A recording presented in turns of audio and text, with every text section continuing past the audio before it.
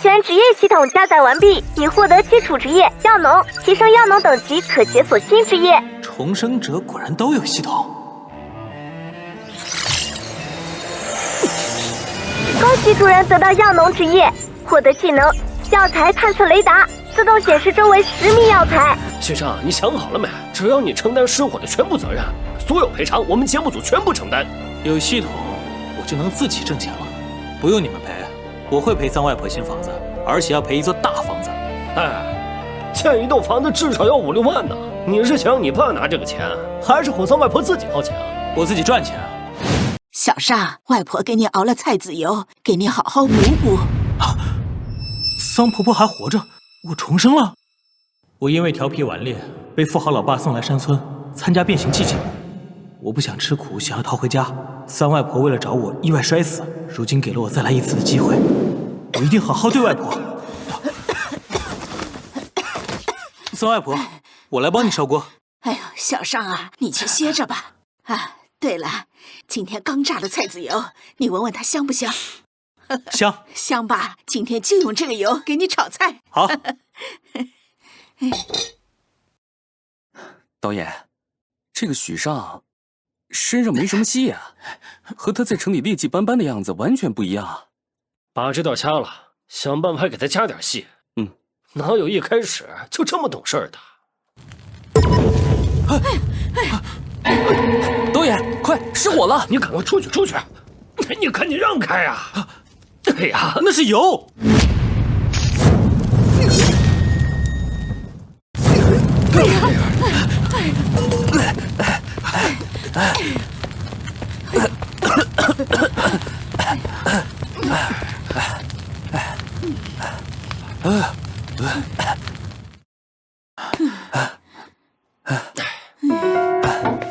许尚，失火是个意外，只要你承认房子是你烧的，桑婆婆的损失我们节目组全部承担。人不可貌相，看你浓眉大眼的，竟然让我背锅。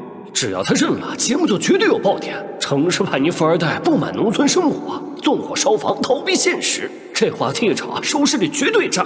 是你把油泼上去的。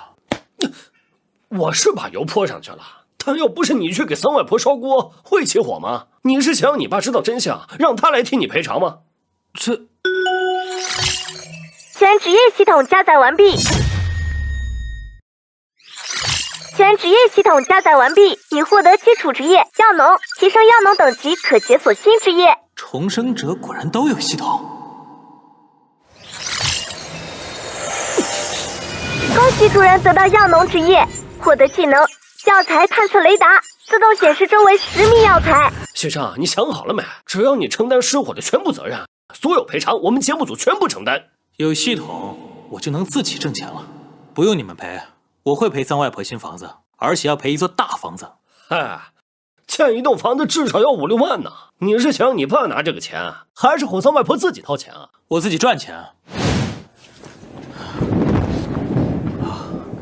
许尚哥哥，这都下雨了，怎么还要来采药啊？你打算采药赚钱吗？被你看出来了。普通杂草无价值。许尚哥哥，你知道他们哪个是麦苗，哪个是韭菜吗？你就拿这种小把戏侮辱我？这个是麦苗，这个是韭菜。都不对，小麦上个月刚刚收割，现在没有麦苗了。这2个都是韭菜。江小跳，你果然很跳啊！导演，本来还说没有节目效果，这下不就有了？这个许尚连韭菜麦苗都分不清，还打算采药。跟上，抓点特写镜头。哎，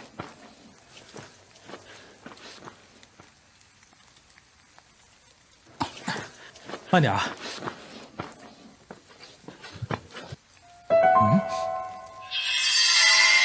车血草等级白色，利水清热明目化痰止咳，当前市场收购均价每斤1元。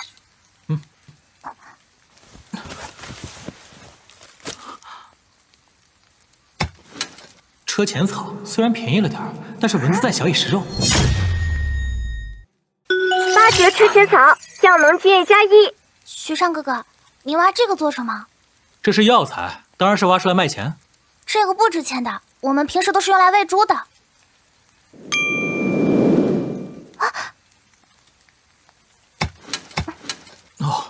许尚哥哥，这个是防风，很值钱的。防风用于治感冒、头痛、神经痛等症，当前市场收购均价每斤60元。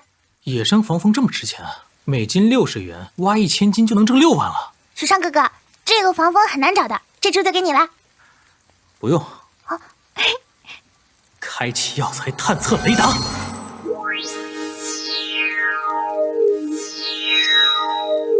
那有一株。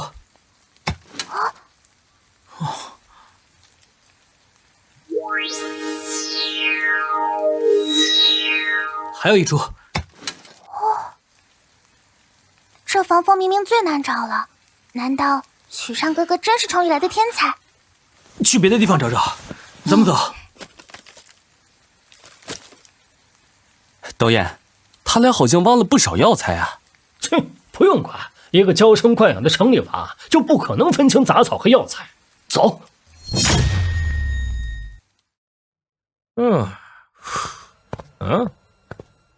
老板，我们这儿防风收购多少钱一斤？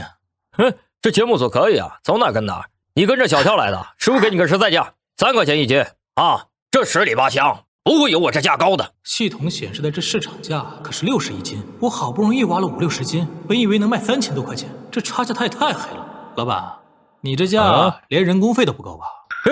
你这城里头来的娃，你知道啥？你问问小跳，这穷山沟里除了我这儿，就不会有人收你这破草药。不卖了，小跳，咱们走。别走，这价钱可以商量的，3块5、4块。导演，本来还想给许尚加点戏，现在看也不用了。这不妥妥的小丑吗？采了1天的草药也卖不了几个钱。等过2月这节目录完，他都不可能给三外婆盖上房子。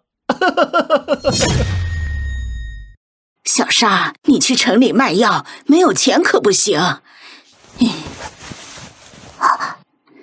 给，这钱你拿着，到镇上有什么想吃的，不要不舍得花钱。山里的穷日子苦了你了。这是三外婆所有积蓄了吧？等卖了药，一定要报答三外婆。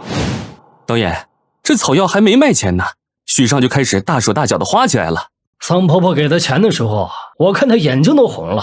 没想到啊，这么快就原形毕露了。哼，他爸说他花钱大手大脚，真没说错。这也太好吃了吧！我还没吃过这么香的肉包。我刚问了镇上，都是以6块钱收防风。镇上价格虽然高了点儿，但离市场价还差很多。小跳，你相信我的话，就先别卖，等去城里再卖。导演，干啥啊？看那儿。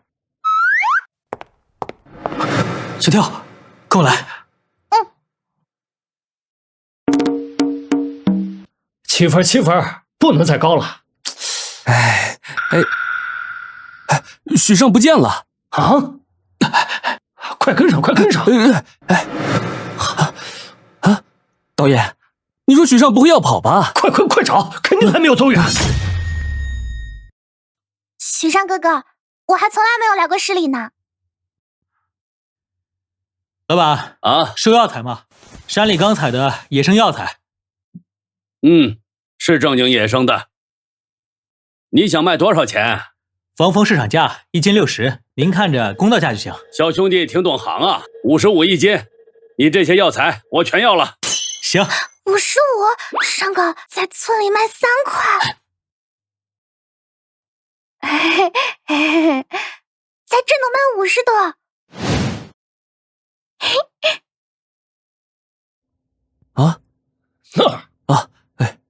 导演，可算找着他们了，他们好像把药材全卖了。尚哥，总共卖了3000呢，要是在天涯村，只能卖100-200块。用不了多久就能给三外婆盖房子了。卖药这个镜头没拍啊！该死，这臭小子净给我们唱反调。真是个败家子，刚挣点钱就挥霍掉。看来对许尚的改造计划任重而道远啊。不过《变形记》第1集上映后，收视率很高，这许尚都上热搜了。导演，快失火了！许尚这孩子也太坏了，究竟是什么样的恶毒心肠，才能做出这种烧人房子的恶毒事情？刚开始我对这孩子印象挺好的，没想到都是伪装的。这个画面没头没尾，或许里面有什么隐情啊？什么隐情？这种反社会的富二代就该立刻送进少管所。三外婆，这是我给你买的礼物。哟，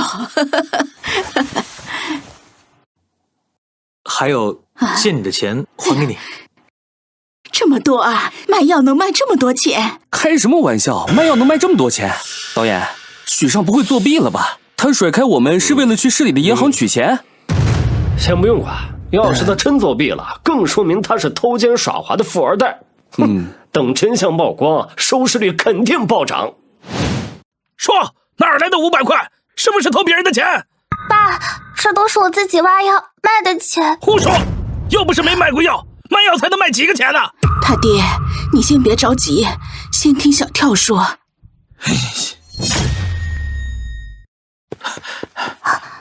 江叔，这钱啊，真的是我跟小跳去城里面药房卖的。那个药房是我同学的老爸开的，愿意按照市场价收，1斤防风50块钱。哇，1斤防风50块钱啊！啊，那10斤就是500，这都超过我大半个月的工资了。那个小尚，叔要是采了药，能不能也卖给你同学爸爸？可以啊，咱们全村人采的药，我都花钱收，怎么样？用钱买？大山里啊，隐藏许多宝藏，有很多那些珍贵药材，但钱都给那2大贩子赚了。要不以后大家只管放心卖给我，我按市场价收。好，明天啊，我就通知大家到食堂开会。有了村长背书，接下来就容易多了。这么早开啥会啊？这是？好像是城里那娃要收草药。这小事儿还专门开个会，这城里娃就是金贵。大家没啥事都散了吧。来。诸位啊，是我让村长招呼大家过来，从今天开始啊，大家采药可以卖给我。像这种大小的30一斤，这种45一斤。哇，这可以啊！真的假的？真的假的？真的。谁信呢？鬼才信这毛头小子的话呢！大家都散了吧。哎，走吧。这，哎呀，哎，丫妹，你怎么还没走啊？哥哥，您真的要收草药吗？丫妹是天涯村最苦的孩子，从小没有爹妈，全靠村里的人接济着长大。收，你要卖药吗？这个你收吗？防风价值23元。收，我给你拿钱。不，我不要钱，我想要换米。换米也行。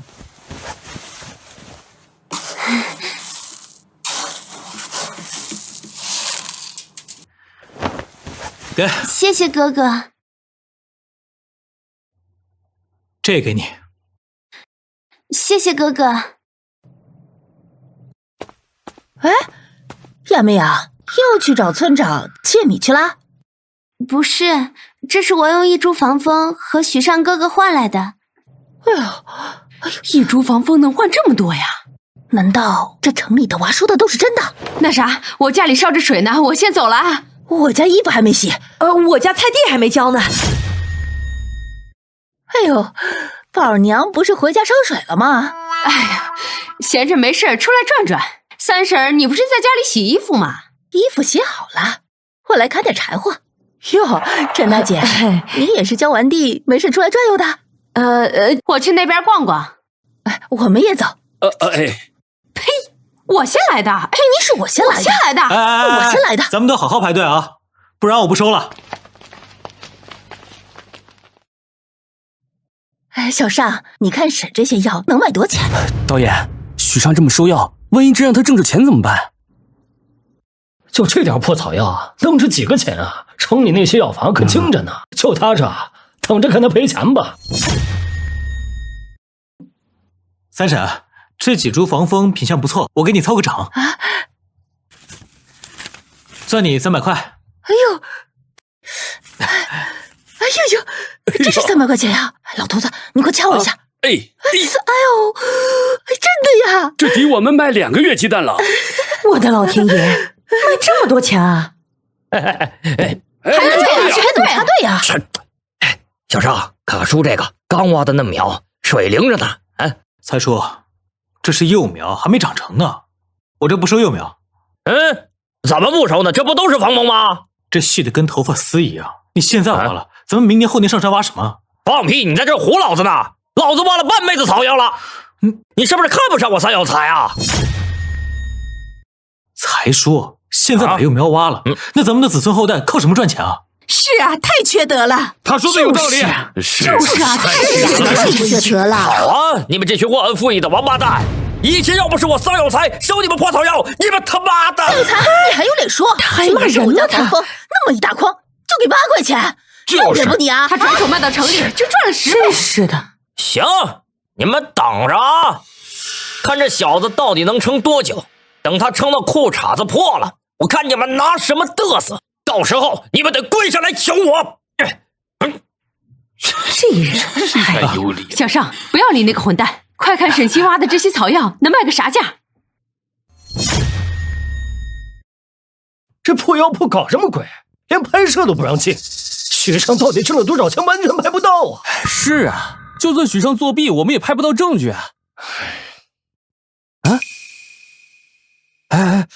导演，他们出来了啊！小尚，合作愉快，下回有货直接打我电话，我派车去村里接你。李老板太照顾了，我替乡亲们谢谢您。许尚，药材卖了多少钱？哼，小跳，请你吃大餐去。尚哥最好了，走。这臭小子！我们是电视台的，您看方不方便？不方便。老板，导演，我们不用非要采访这家店，这药店这么多，我们问一下防风价格，就能知道许尚究竟有没有作弊。有道理。非常感谢冯老板参与我们《变形记》栏目的采访。冯老板，您在江城药铺经营多年，您能否和观众介绍一下，像这样的防风，在目前的市场价格是怎样的呢？现在啊，防风的收购价格一般是25块钱一斤，要是品相好的，能达到35以上的。冯氏药铺100年老字号，电话138。好的，非常感谢冯老板的分享。那以上呢，就是我们《变形记》的市场访谈环节。导演，我们走访了6家药铺，这防风最高收购价也才35，许尚竟然250收，这差价也太大了吧？难不成他还在做慈善啊？这结果太明显了，许尚肯定在作弊，估计在我拍摄的空档，偷偷去银行取的钱。那我这素材都拍全了，我就按这个结果剪了啊！就这么剪，让全国观众看看富二代是怎么在咱们节目中做的弊。这期的收视率绝对爆。许尚哥哥，你知道他们哪个是麦苗，哪个是韭菜吗？你就拿这种小把戏侮辱我？这是在干什么？这个是麦苗，这个是韭菜。你看都不对，小麦上个月刚刚收割，现在没有麦苗了，这2个都是韭菜。这个许尚笑死我了，连麦苗和韭菜都分不清，还想挖草药，富二代果然异想天开。就是真是。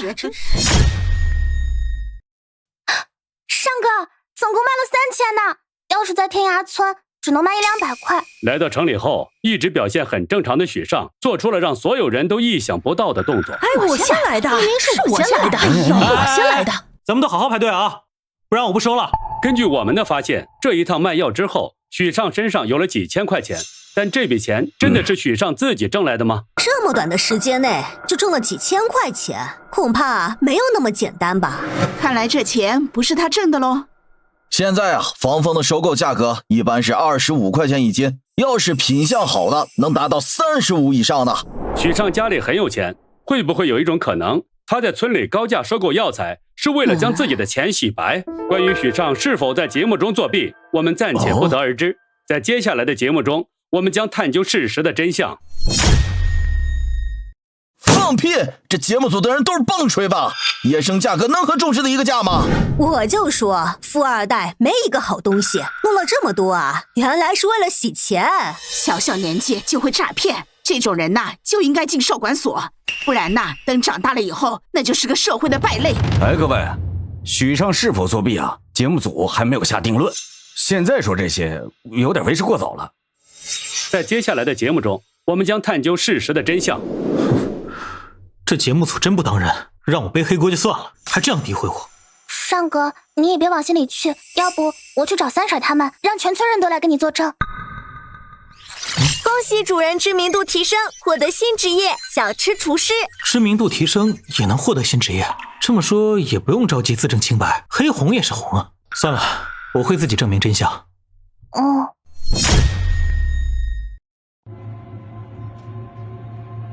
嘿，上哥，有了这辆车，咱们卖药方便多了。哎呀，回来了！这去哪儿啊？这是买上车了。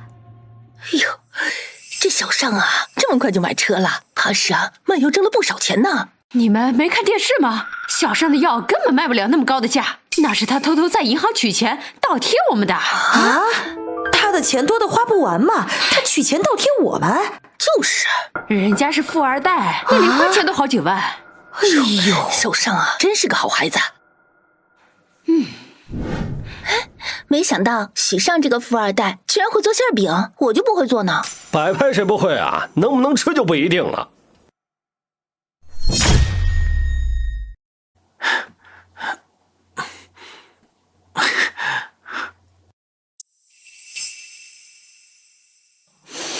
尚哥，你这做的也太香了吧，这比我妈做的还要香呢。来，小心烫啊！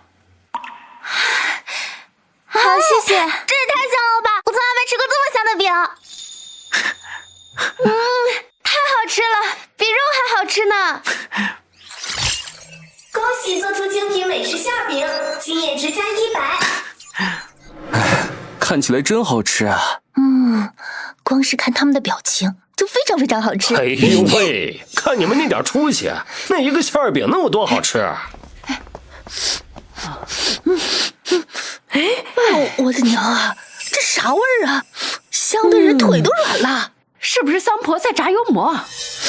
不对，这还带着韭菜仙气呢。哎呀，桑婆哪有那手艺啊？哎，这不是城里那徐小子在里面忙活吗？啊，走，去看看，走。哎呦，可真够香的啊！小尚，你还会做馅饼啊？闻着可真香。你们城里来的娃可真是多才多艺啊！小跳，给你爸妈还有三外婆送去。好，我这就去。真够香的。哎呦，小尚啊，你这手艺可真不赖啊。那个，能不能让婶儿尝一个？就尝一小口。想吃可以啊，5毛钱一个。咱乡里乡亲的，咋还收钱呢？你这孩子咋这么见外呢？小雪，你这卖的也太贵了吧？镇上才卖1块钱3个。镇上卖的有肉吗？你看我这有多少肉？我这根本就不赚钱啊！你不想买可以啊，我留着自己吃。别，我买，这是5块钱，我要10个。你买完了，我们买什么？就是啊，一人最多买2个。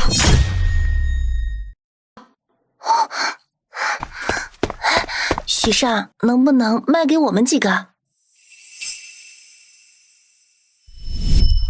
不卖。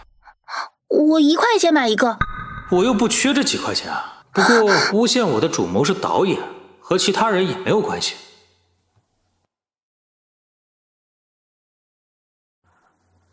刘姐，你平常也挺照顾我，我送给你一个，但是啊，你不能给别人吃。好，我一定不给别人。导演，这我可答应许尚了，不能给别人。我不爱吃这玩意儿。真好吃。就米其林餐厅都没这个好吃呢。吃东西别说话。尚哥，你说咱们镇上的饼才卖3、4毛，我们卖1块是不是太贵了？咱们的馅饼不一样。哦。天下美食啊，传承了600年的武大郎馅饼。当年武松呢，就是吃了这个馅饼，才有了老虎般的体魄。欢迎大家来品尝啊！都来尝尝。哎，老板，这馅饼怎么卖啊？1块钱。1块钱啊？有点贵哈。这也太贵了吧！哎呀，算了，拿个尝尝吧。拿个尝尝。来，拿好，小心烫啊！什么东西这么香啊？哎呦，好香啊！怎么这么香啊？哎，怎么样？怎么样？怎么样？我靠，这也太好吃了！真的假的呀？真的假的？你拖吧你！拖吧！哎呀，骗你们干嘛呀？不信你们自己尝尝。老板，再给我拿5个。好。来，老板，我也要拿2个。哎，老板给我拿一个。我也要一个。我也要，给我一个，给我一个。我也要，给我一个，给我一个。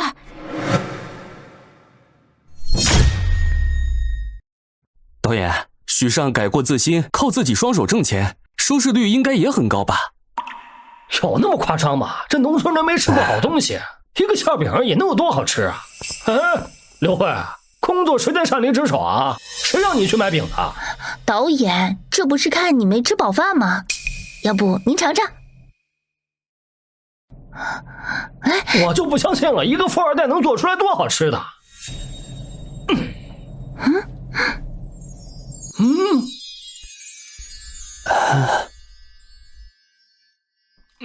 不过如此。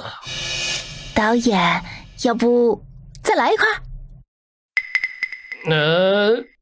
刚才还没尝出来味儿呢。既然你都说了，那我再来一块。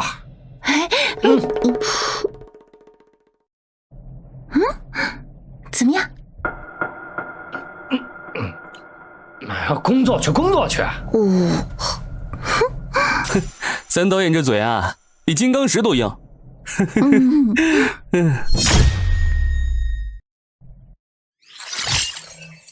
恭喜你的小吃厨师职业等级提升，获得升级奖励更多化合物，你制作的食物将会产生更多的美味化合物，美味永久提升10%。没想到这么快就升级了。哇，好香啊！怎么突然香味这么大呀？老板，再给我来10个，不，20个。那个不好意思，今天的馅饼卖光了，明天早点来。没了，那我们白排了这么久。就是啊，老板，明天还摆摊吗？那明天是不是还要重新排队啊？明天早上我一大早就过来摆摊，你们到时候拿着这个优惠券优先排队啊。优惠券？嘿，这还行。好，谢谢老板。慢走啊。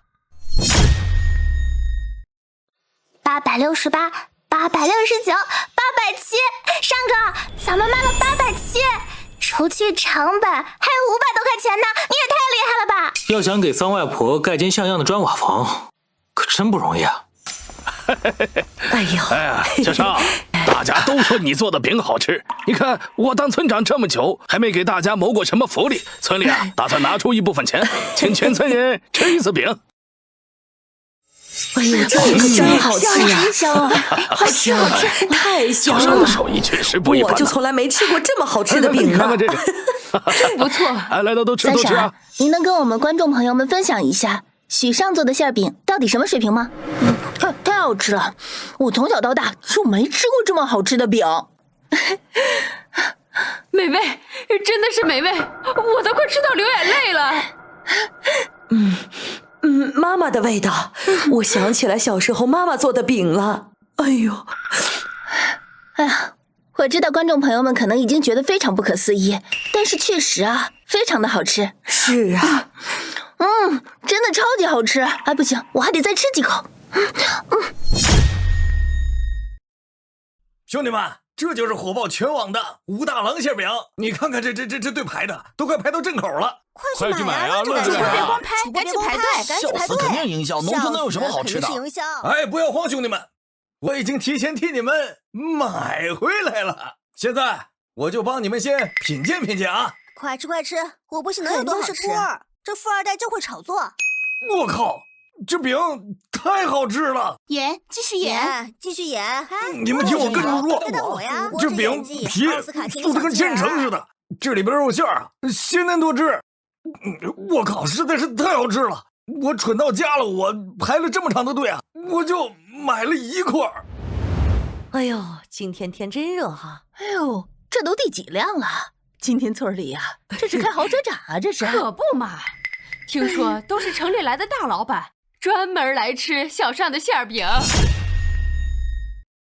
哎呀，小尚的馅饼简直是真绝了！昨晚我连着吃了仨，今早还想着呢。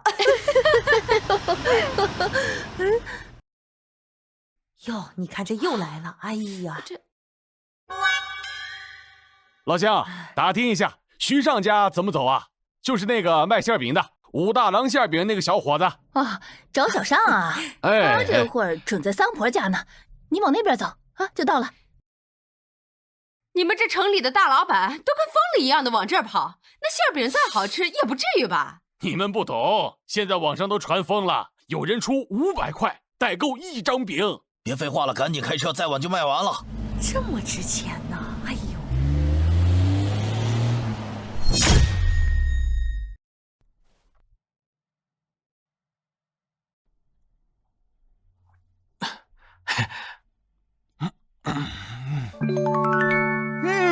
我靠，网上真不是开玩笑呀！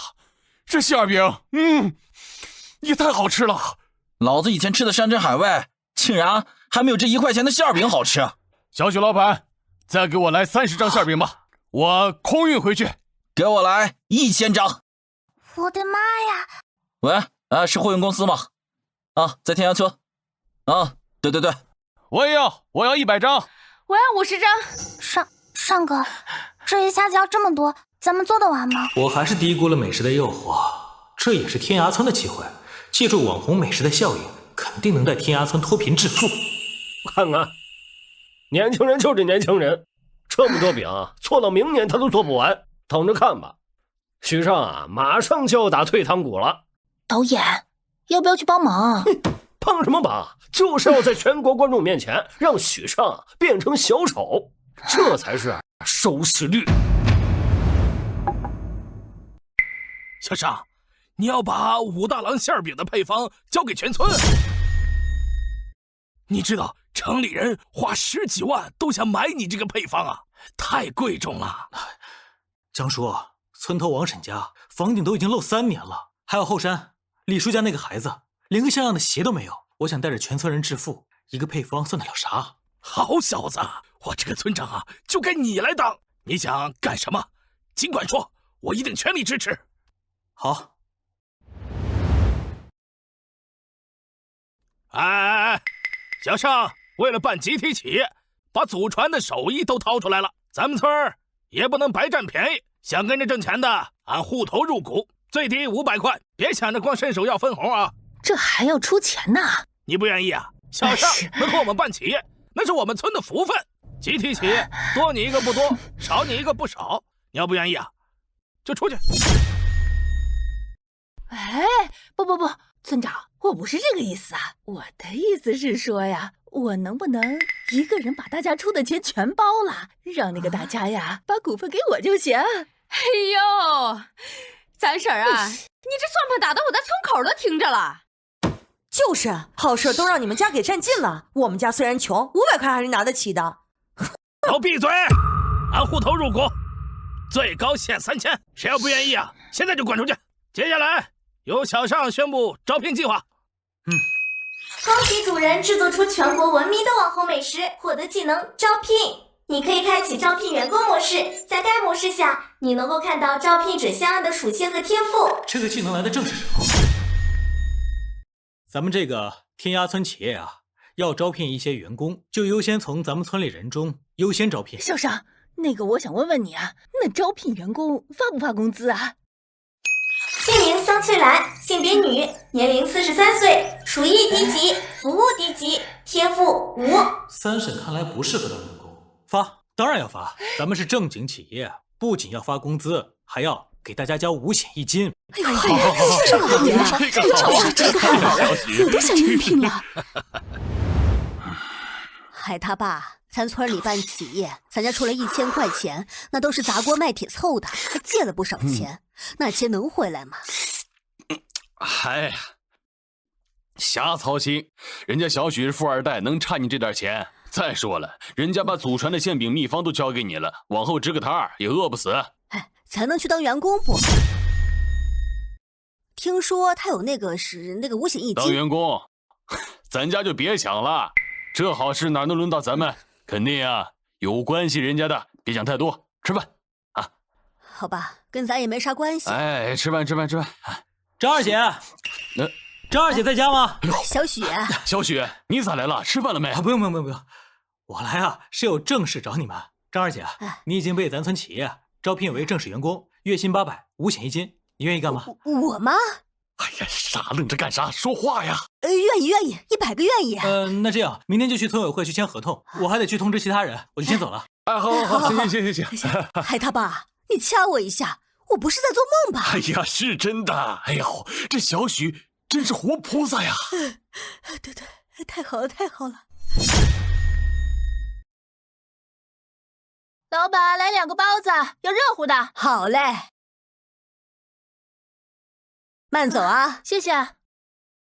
哎，导演，不会真让许尚带领天涯村发家致富了吧？切，村里几百号人呢，一家小店能养活几个？这小子呀，就是在镜头面前装样子。等变形记节目一杀青，这些村民还得继续啃他们的红薯。哼！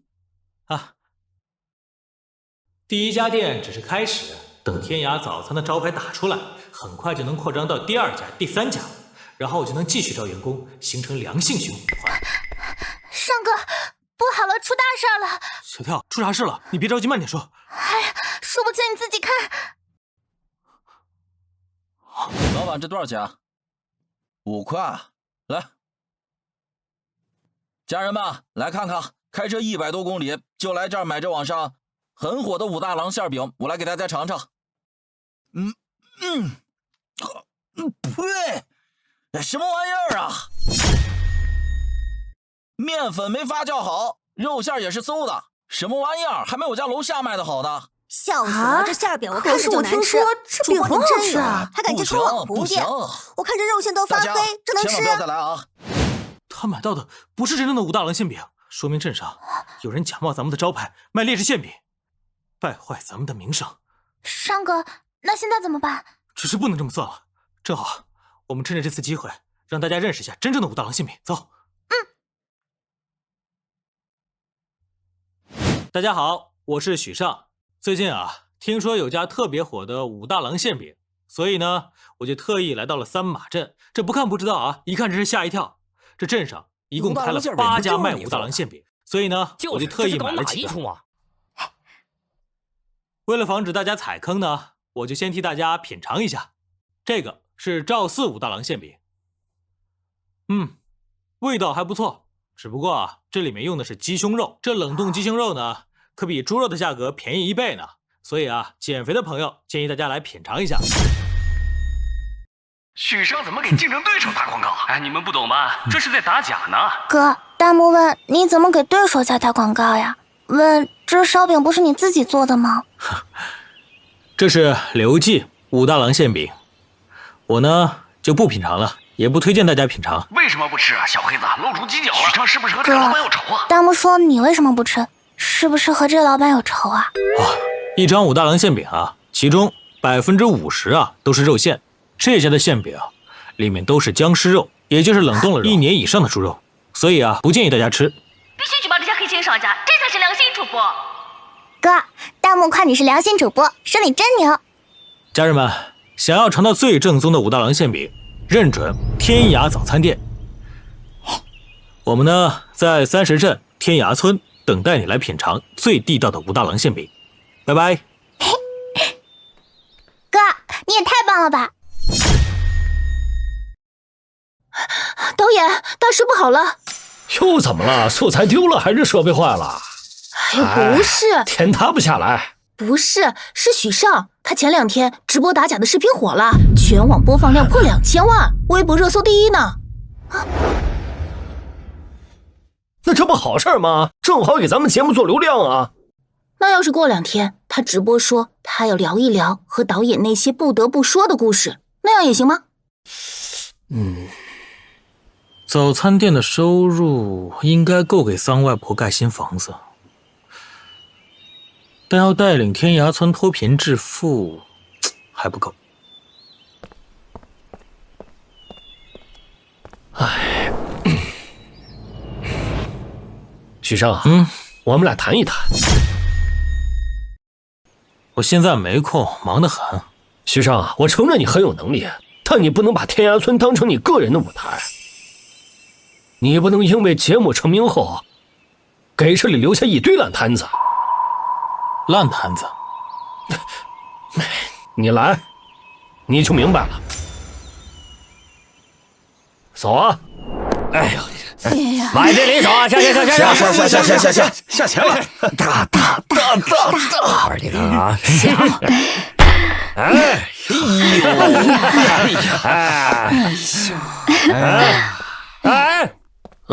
你看，这些人本来过得好好的，结果你成了网红了，引来了那么多游客。这些游客出手大发，结果呢，现在开始赌起来了。我压啊！这次压大，快给三哥，钱都输完了，这把拿什么压？老子还有2亩地呢！哦，老子把地的收成全都压上去。我会解决这件事情的。导演，你去找一些村长，下午我在村里举办一场烧烤大会，晚上我请大家吃烧烤。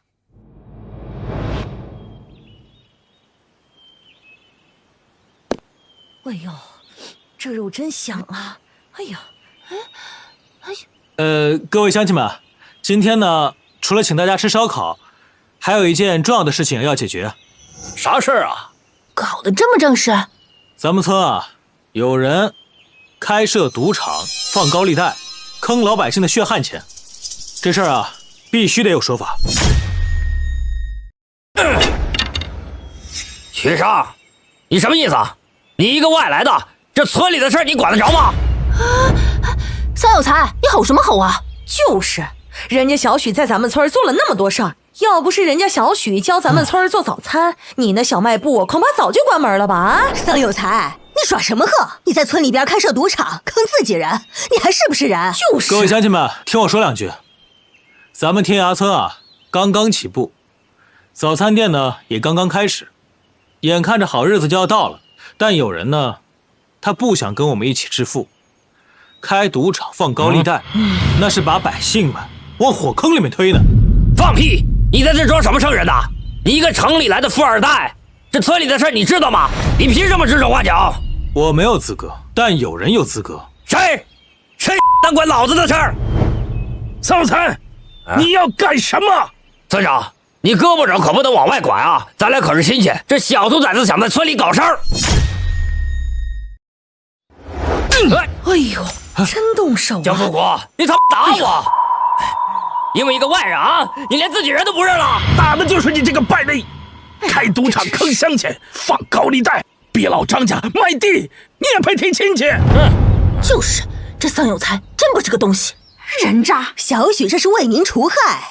你们自己赌，关我什么事儿啊？倒是他，在村里引来了游客，抬高了物价，搞得村里乌烟瘴气的。你们怎么不说他呀？这些话你去跟警察说吧。什么？警察？桑有才，你涉嫌开设赌场违法放贷，现在依法对你进行传唤。走。哎呀，抓得好，抓得好！各位乡亲们，我还有一件重要的事情要宣布。我决定把户口迁到天涯村来。哎呀，小许，你这话当真吗？这事儿可不能开玩笑呀！尚哥，你真的不走了吗？导演，这段咱播不播呀？播你个头啊！快赶快给他爹联系，就说他儿子不回去了。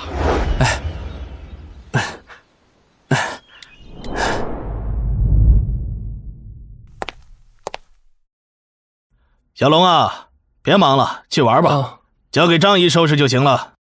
许叔叔，我在家收拾惯了，活动也好。多好的孩子呀！是，要是小尚有他一半懂事就好了。那小子在村里没惹祸吧？也没什么大事，就是第一期节目的时候，少爷一不小心把高小龙家的房子烧了。这个逆子，把我许家的脸丢尽了。老爷，你听我说完。算了，别说了，我不想再听他干的那些破事儿。徐叔叔，那我去刷碗了。去吧，忙完了去玩会儿啊。好。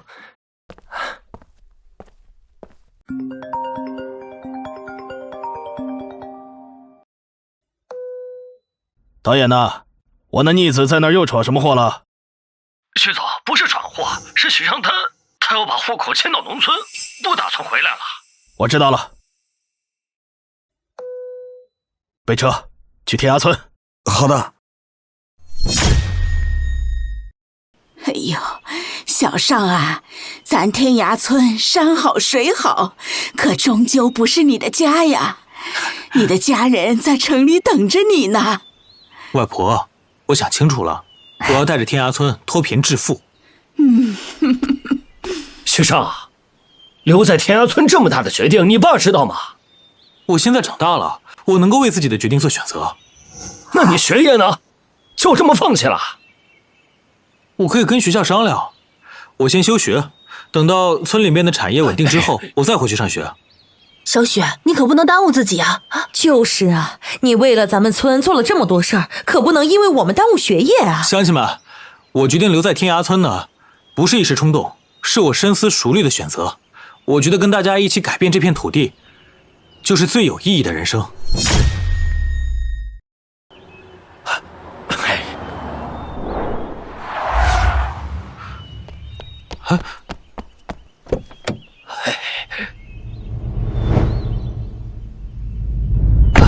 许总啊，您可算来了，您快去管管吧，许尚啊要翻天了。好。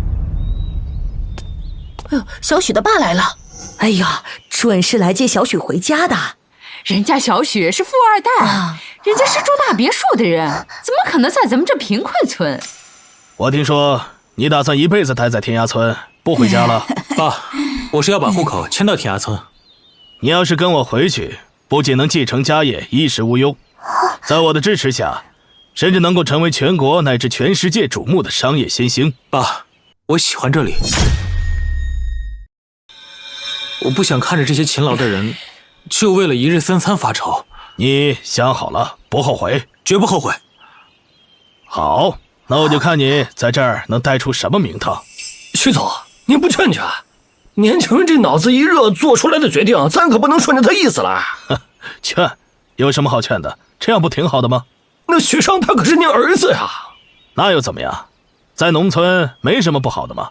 我也是农民的孩子。小许老板叫大家来干啥？不知道呀。今天是开会吧？开这么大店，哪能不开会呢？大家都安静一下。今天呢，咱们不是开会，而是发工资。发工资！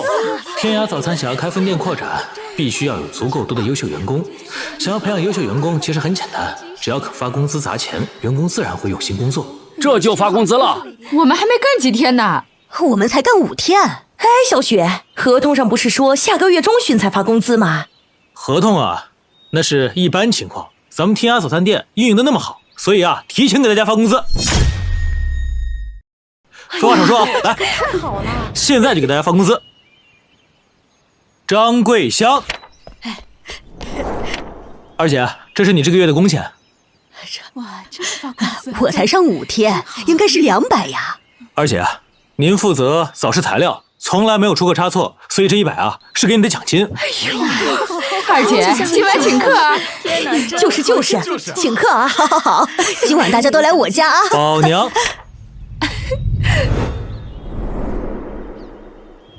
趁着今天发工资啊，还有一件事要宣布。接下来呢，我会根据大家的表现选出1名店长，店长的工资加1000。啥？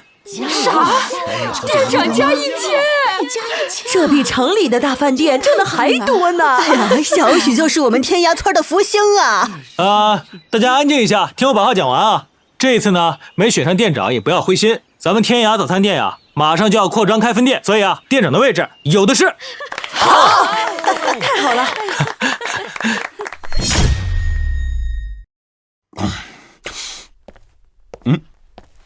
哎，回来这么晚，赶紧的去把鸡喂了，那水缸也空了。你去干，我歇会儿。嘿，反了你了！我让你干点活，你还……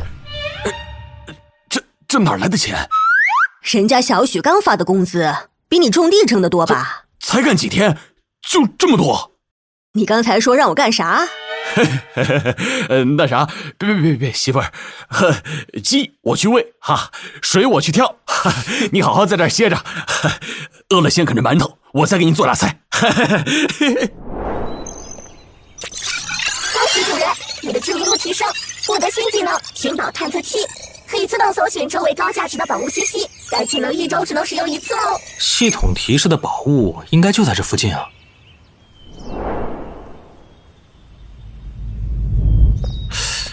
嗯？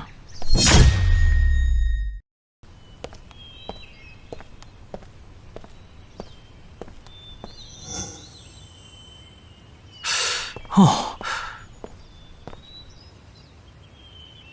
哦。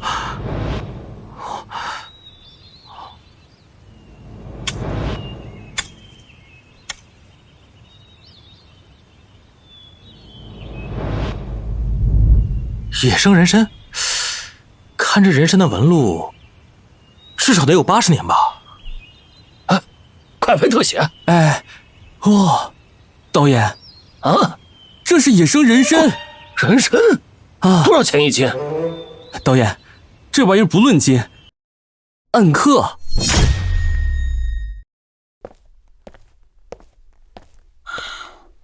老板，哎呦，小许。你怎么来了？不是说好了我派车去天涯村收药材吗？给你看个好东西。哦，哎呀，这是80年以上的纯野山参呐！老板，你真是个行家，你给我开个价。小许，咱们也是老交情了，我不跟你玩虚的，一口价30万。行，30万成交。多少？哦30万！导演啊，我突然想转行当采药人了。小许，咱们也是老交情了，我不跟你玩虚的，一口价30万。行，30万成交。啊，怎么这样啊？真的是太荒唐了，荒谬，简直是把观众的智商按在地上摩擦。一个富2代随便进山就能采到价值30万的野山参，太离谱了。这许尚为了出名真是不择手段呐！这要不是剧本啊，我把名字就倒着写。哎，梁武老师，许尚的运气也许真就这么好呢。你们总说别人是剧本，但是您看，这许尚实打实的给村民发工资啊！二姐，这是你这个月的工钱。我才上5天，应该是200呀。二姐，你负责早收材料，从来没有出过差错，所以这100啊是给你的奖金。哼，这是炒作呀！这剧情也太老套了吧！李老师说的对，几百块钱能干啥？连顿像样的日料都吃不起。两位老师真是不食人间烟火呀！在天涯村这种贫困山村，他们1年的收入啊，也不足1000块钱左右，300块是他们几个月的生活费，是孩子们半年的学费，更是他们改变现在生活现状的希望啊！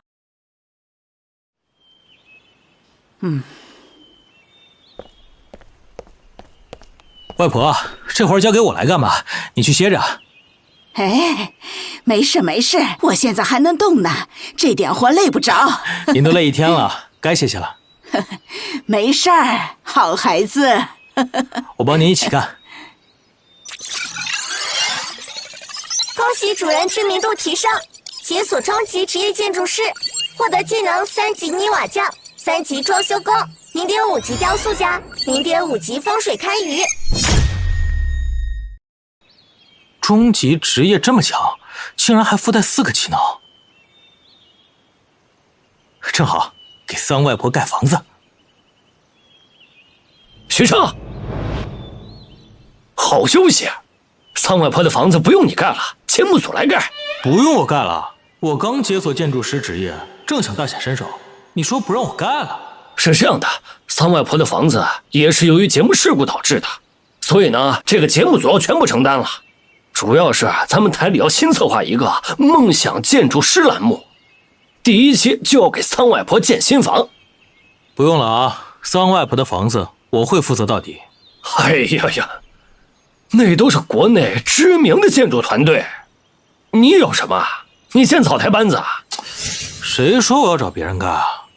难不成你还自己盖吗？哎，导演，你还挺懂我的嘛。许尚，你会做饼会采药，你以为自己就全能了？盖房子可不是儿戏呀。这事儿不劳导演操心。哎，不过我有个双赢的意见啊。双赢？你说吧，什么建议？你看啊，你们要拍那个梦想建筑师，我也要给三外婆盖房，不如咱们搞个双强争霸，趁着我现在热度正高，绝对能成为爆款。许尚，这盖房子可不是像搭积木一样简单，那是要讲究结构安全、抗震标准、施工规范的。你一个外行怎么跟专业团队去比呢？您放心，这个就不劳您操心了，山人自有妙计。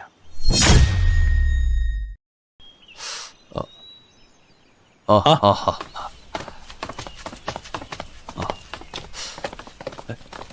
许尚，来给你介绍一下，陶记陶大师刚从国外回来，这是国际知名建筑师。陶大师你好。你就是许尚，就凭你也想和我比盖房子？我劝你还是趁早认输吧，就别在这儿丢人现眼了。我来，用。小许哥，我会瓦工，收下我吧。小许哥，我会贴瓷砖，俺媳妇就在那早餐店工作呢，咱俩的关系还算亲呢。请我吧，请我吧，算我一个，你给我老老实实排队，一个一个来，谁再瞎嚷嚷，我直接取消报名资格。好，来。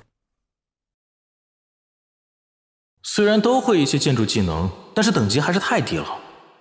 这个不错，还算有天赋。各位，咱们这一次给三外婆建房子，不仅要把活干漂亮，不光是给三外婆一个家，更是给咱们天涯村争口气。有没有信心？有。小许哥，你放心吧，俺们干活绝对不马虎。那咱们开工！好，开工！加油！许尚家也太有钱了吧！为了让他出名，竟然连续安排2个节目。看来许尚啊是铁了心的想当网红了。我听说许尚是被节目组多次邀请才同意参加这个节目的，这就是炒作舆论而已。这位从海外回来的陶记大师，难道真的就愿意赌上自己的名誉和前途，来给许尚铺路吗？陶大师可是国际知名的建筑大师啊。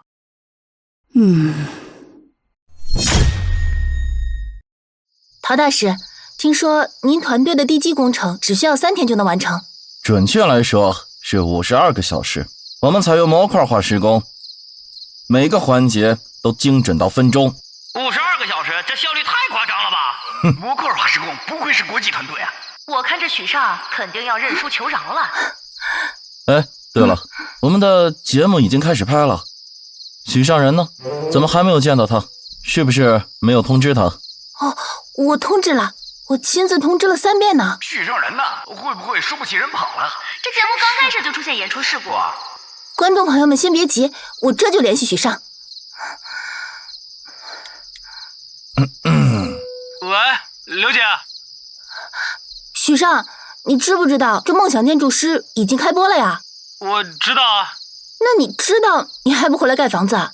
你和陶大师都只有30天的工期，那到时候你拿什么和陶大师比呀？哎呀，这急啥？我这不是正在给施工队升级吗？哎，小叔，那左边的瓷砖，再往右边挪一点啊！笑死了！陶大师脸都绿了，许尚压根没把他当对手啊！观众朋友们，别着急，我这就直播寻找许尚。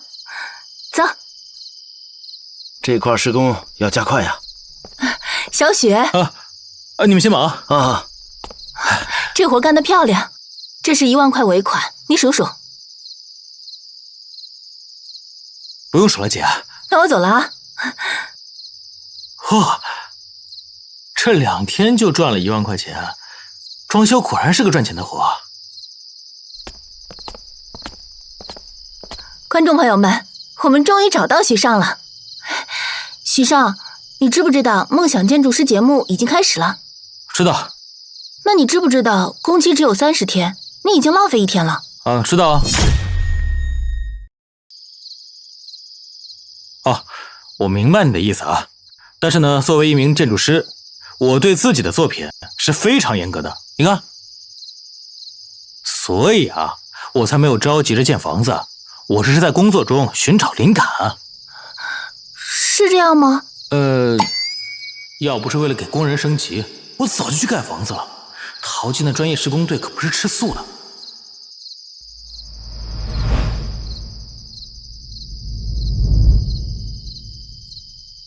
哎，兄弟们，来停一停啊！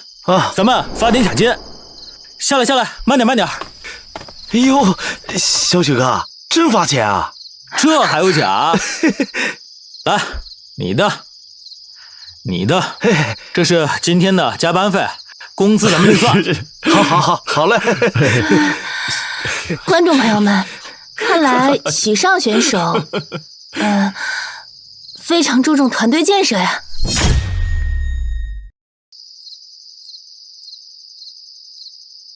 尚哥，到底在看啥呀？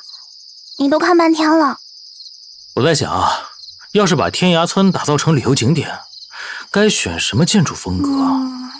我建筑师等级还是太低了，不然哪用这么纠结啊？这个我还真不太懂。哎，不过最近有好多天涯村的游客问我，说是想买点纪念品带回去。纪念品啊。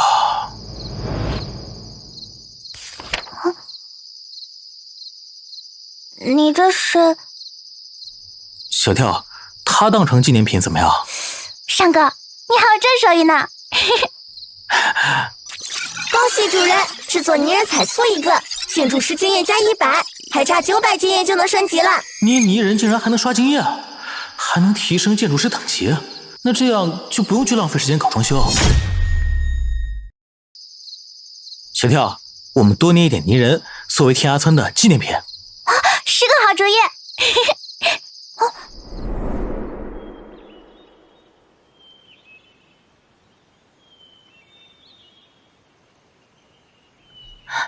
观众朋友们，欢迎来到梦想建筑师的第2天。陶大师那边的地基工程已经基本完成，施工速度令人惊叹。我们现在来找一下许尚。许尚这边，我们可以看到许尚这边正在玩泥巴。说好的建筑比赛呢？陶大师在打地基，许尚在捏泥人。果然是个不学无术的富二代，应该是知道自己赢不了，摆烂了。许尚，能问一下你现在正在做什么吗？这不是很明显吗？我在玩泥巴呀。你还真是在玩泥巴啊！观众朋友们，我明白了，这其实是一种高级的建筑设计手法，先制作等比例的模型，然后再对其进行调整完善。原来是这样啊！没想到我错怪许尚，我还真以为他只是在玩泥巴，居然是我肤浅了。2天时间捏泥人彩塑，建筑师等级直接飙到9级，这效率可比装修快多了。观众朋友们，欢迎回到梦想建筑师的第4天。相信大家和我一样都非常好奇许尚的建筑模型吧？许尚，东西呢？什么东西啊？就是你花费2天时间做出来的建筑模型啊。哦，你说这个啊，我正准备做视频打广告。哎，来，各位观众朋友们，民间泥人正宗的传统手艺，天涯村特产。我呢，在网上开了一家店铺，有喜欢的可以去看看，8块钱一个。泥人不就是泥巴吗？8块钱一个，傻子才会买。我早就说了，许尚就是为了博取流量。看看现在开始带货了吧？哎，孟老师，你在干嘛呢？下单呢！我去，谁手速这么快？我全抢光了。不是吧？你真买呀？不就是一个泥人嘛，至于吗？你不懂，老师，这种纯手工彩塑，市面上700块一个，现在8块钱，简直在做慈善。孩儿他爸，你数数啊，这是小许刚发的工资900整，这比你2月工资都高吧？这个家呀，以后还是我说了算。哎呀，这过2天我就有活干了。凭咱这技术，这点钱算个啥嘛？哟，还逞能？你不是说你贴瓷砖的技术挺好的吗？小许咋没要你？那是他没眼光。没能耐就是没能耐，人家小许的眼光像鹰一样。他说谁有能耐就有能耐，他说谁不行啊就是不行。啥叫我没能耐啊？那是我不惜的去。你以为那干工程是啥好活吗？啊，又累又脏，还有那什么装修污染。你看吧，过不了几天，他们都得后悔。二姐在家不？在家。三婶来了。哎呀，今天啊，这家里炖了些肉，我给你送来一碗。你这三婶儿，这么多肉，你发财了？哎呀，我家那柱子啊，这不是跟那个小许哥去那个施工队了吗？钱儿发了钱啊！哎呀，这败家玩意儿，那一口气呀，买了10几斤肉。你说这孩子，这有钱呢，这也不能这么糟，这是。大柱才上几天班，那合同不是写的月结工资啊？该不会骗人的吧？呸！那合同上白纸黑字，那能骗人吗？这发的是加班费，3倍工资，到日结算呢。你们先吃着啊，我还得给鸭妹家再送一碗呢。啊，好，三婶你慢走啊，有空常来。哎，好嘞好嘞。行，我再去小许哥家一趟。不管干啥都成。小许哥，带我们赚钱吧。对呀，给我们安排个活吧，扫厕所也行啊。小许哥，我们干啥都行，我们不挑。现在泥人手办卖的火爆，供不应求，正好可以交给他们。既然大家都没事做，那就跟我学捏泥人。捏泥人真能挣钱？你不想干，赶紧走，别当当。这玩意儿看着简单，捏起来挺费劲的啊！观众朋友们，欢迎回到梦想建筑家的第5天。如你们所见，许尚正在带全村玩泥巴。这就是乡村振兴。哎，传下去，天涯村转型手办大厂。救命啊！我居然想买那个歪嘴泥人。没想到吧？我这是精准扶贫。恭喜所主建筑师等级10级，获得成就顶级建筑大师，造诣已经博古通今，世界少有。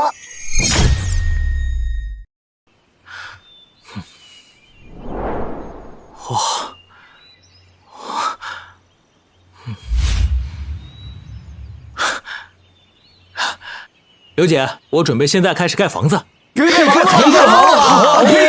房子了！观众朋友们，经过30天的激烈角逐，陶技大师与许尚选手的作品终于揭晓。现在我们来听听陶大师的创作理念。我的作品借鉴了古希腊与古罗马的地中海建筑风格，但又最大的程度保留了旷野的原始风貌。儿子，你设计的房子怎么样？快给爸说说。你马上就能看见了。观众朋友们，现在来到了许尚选手的作品，与陶大师的现代艺术风格截然不同。许尚为我们交出了一份完美的中式答卷。观众朋友们，现在可以在网上进行互动打分。儿子，网友们都在夸你呢，不愧是我生的啊！爸，我这次回来有一件事想和你说，我要把户口迁到天涯村。真打算一辈子待在那乡下？爸，我不是在赌气，我是在做事业。小孩子做什么事业？家里的事业不够你做的呀。天涯村是我要奋斗一生的事业啊。你老子我是个匠种，你也是个匠种，但都是农村出来的好种。算了，你翅膀硬了，我管不了你了。户口本可以给你，但有一个要求。什么要求？等你下次回来，迁出去的1页至少要变成2页。啊？